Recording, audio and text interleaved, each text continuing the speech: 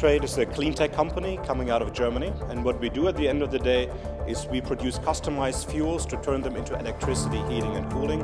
So for example, if you're the owner of a chain of coffee shops, I suggest don't throw away your waste. You will have a lot of coffee grain, paper and plastic, and we can turn that into energy to power actually your shop. So you can focus on your business while we generate the electricity.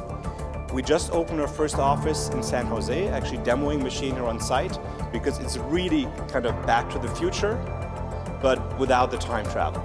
So we just invite people to come and see it, and it's the strongest argument we can make is see the technology, get to know the company, and that's why we're in San Jose with our initial office, and why we love working with Nasdaq, because it has been a great partner facilitating our growth in the United States. Being a successful entrepreneur really means staying your course and staying very clear with your vision and execute on it over years. We started 7 years ago with a project in Ethiopia, in one of the toughest markets in the world. We have made it through a number of economic crises, but you need to just simply make sure your company doesn't die. If you achieve one thing long enough that your company doesn't die, at some point you will be successful.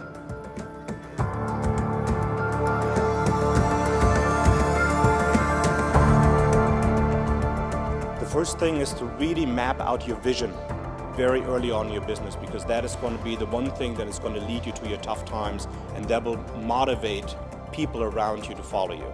The second thing is raising always more money than you will think you will need at that moment, because everything you do will be more expensive than you anticipate and take longer. And third thing is really stay true to yourself, stay your course. Everybody will be trying to get you off your vision and do things you didn't set out to do, and that is the moment where it shows if you're a great CEO or not, because you have to stay the course even though many people will not like it. We exactly have the same issue. It has been very difficult for us over the last few years to really recruit top talent. We are located outside of Munich, so we're right between BMW and Audi.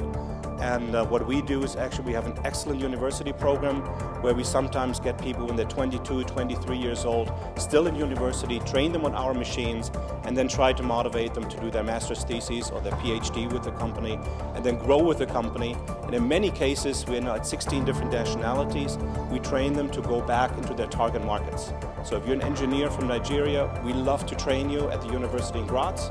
And at the end of the program, you can go home to your home country and make a serious difference to the people on the ground.